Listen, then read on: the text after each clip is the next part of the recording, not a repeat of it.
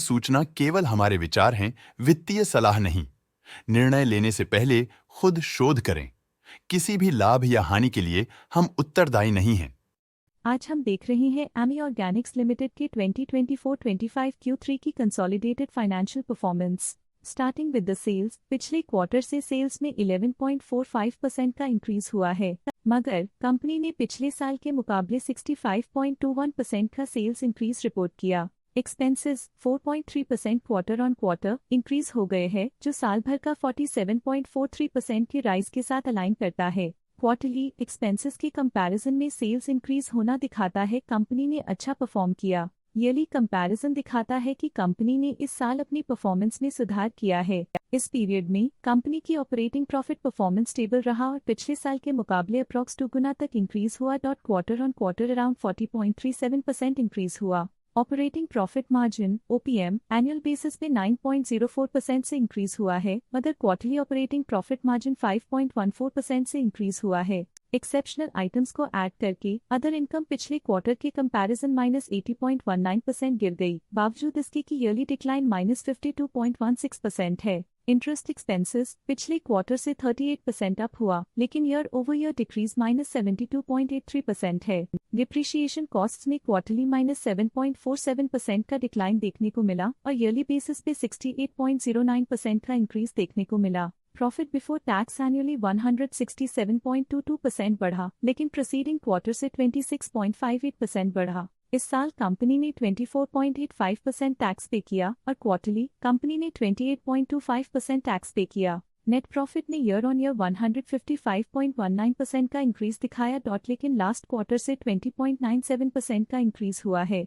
इस क्वार्टर में कंपनी का परफॉर्मेंस अच्छा रहा और स्ट्रॉन्ग ऑपरेशनल मैनेजमेंट दिखाया। वहीं अगर एनुअल एनालिसिस की बात करें तो इस साल कंपनी का परफॉर्मेंस काफी अच्छा था। अर्निंग्स पर शेयर EPS में साल भर में अप्रॉक्स 2.5 गुना का इजाफा देखा गया, जो कंपनी की शानदार परफॉर्मेंस को दिखाता है। लेकिन क्वार्टरली में 21% की बढ़ोतरी भी नजर आई। इस क्वार्टर में कंपनी का EPS अच्छा रहा और स्ट्रॉन्ग मैनेजमेंट दिखाया। साल का EPS एक्सीलेंट रहा, जो हाई एफिशिएंसी और प्रॉफिटेबिलिटी को दिखाता है। एमी ऑर्गेनिक्स लिमिटेड के फाइनेंशियल स्नैपशॉट को रिव्यू करते हुए कुछ मुख्य ट्रेंड्स सामने आए हैं, जो कंपनी की परफॉर्मेंस पे रोशनी डालते हैं। दिसंबर 2022 से दिसंबर 2024 तक एमी ऑर्गेनिक्स लिमिटेड की फाइनेंशियल जर्नी में सबसे पहले बात करते हैं सेल्स की। दिसंबर 2022 से दिसंबर 2024 तक एमी ऑर्गेनिक्स लिमिटेड की सेल्स में लगातार ग्रोथ देखी गई, जो 573.9 करोड़ से बढ़कर 923.35 करोड़ हो गई। ये कंसिस्टेंट ग्रोथ मार्केट कंडीशंस के पॉजिटिव इम्पैक्ट को दर्शाती है। अब बात करते हैं एक्सपेंसेस की। यहाँ सेल्स बढ़ रही हैं और एक्सपेंसेस भी बढ़ रहे हैं, तो ये इंडिकेट करता है कि कंपनी अपने ऑपरेशनल कॉस्ट के साथ ग्रोथ कर रही है। दिसंबर 2022 में ऑपरेटिंग प्रॉफिट 107.63 करोड़ था, जो दिसंबर 2024 में 179.05 करोड़ तक बढ़ गया। ये इम्प्रूवमेंट ऑपरेशनल एफिशिएंसी और कॉस्ट मैनेजमेंट को दर्शाता है। नेट प्रॉफिट में फ्लक्चुएशंस भी देखी गई हैं, जो कभी 77.46 करोड़ से 44.64 करोड़ हो गया और कभी 123.38 करोड़ हो गया।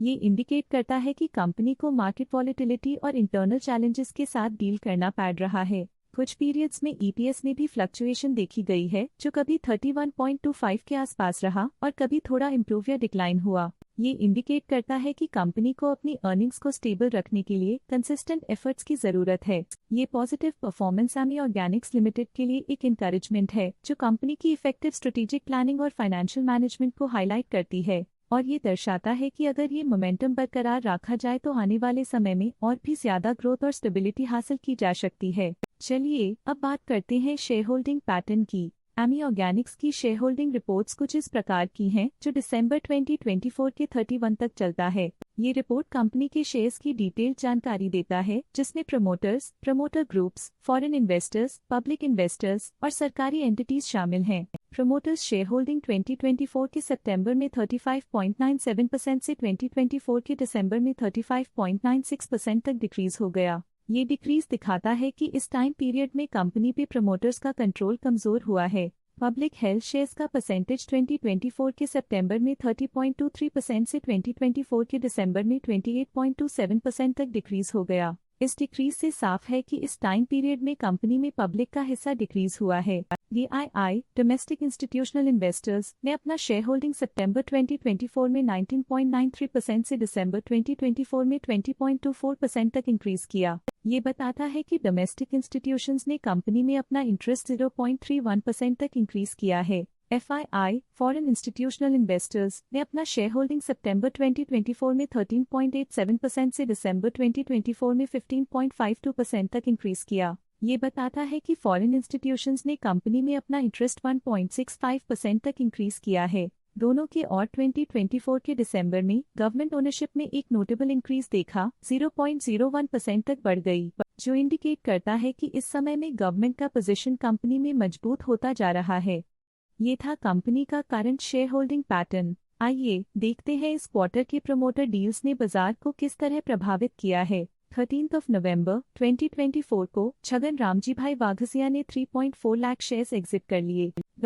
5 नवंबर 2024 को नरेश कुमार रामजी पटेल ने 36.4 लाख शेयर्स खरीदे। 5 नवंबर 2024 को परलबेन वाघसिया ने 29.4 लाख शेयर्स पोर्टफोलियो से हटा दिए। तो ये थी इस क्वार्टर की कुछ सर्वाधिक चर्चित प्रमोटर डील्स जो दिखाती है बाजार के नए रुझान। अब नजर डालते हैं AMI ऑर्गेनिक्स के स्टॉक रिकमेंडेशन पे।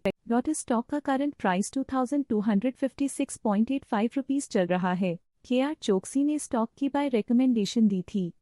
उन्होंने स्टॉक का टारगेट प्राइस 2613 का अनुमान लगाया था। रिकमेंडेशन के समय स्टॉक का प्राइस 2258.8 चल रहा था, जो करंट प्राइस से 10.7% अप है। आज के लिए फाइनेंशियल सेक्टर में इतना ही। देखने के लिए धन्यवाद।